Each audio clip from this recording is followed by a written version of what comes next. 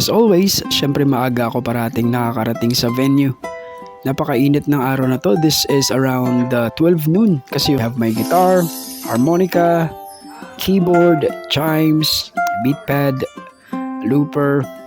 Yan yung mga one-man band instruments ko. It was a seamless setup kasi mga 3 days before pa lang na pag-usapan na namin kung saang part ako kakanta, ano yung mga songs na kakantahin ko, at with the cue of our client, gusto nila yung song na specific para pagpasok ng ating couple is makapag-propose na yung ating client na si Sir Ken. So pagdating, nag-prepare na ako ng damit ko, and then nagbaon ako ng pagkain dito kasi yung start ng dating ng ating client is 4 p.m.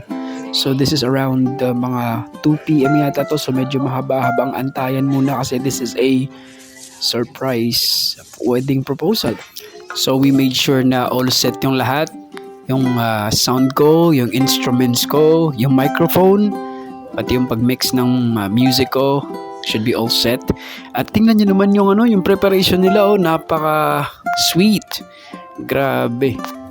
Talagang prepared yung client natin for this wedding proposal. Siyempre ako nung preparation pa lang, nag-aantay na kami ng client. Medyo nanginginig na ako kasi excited din ako para sa surprise wedding proposal na ito.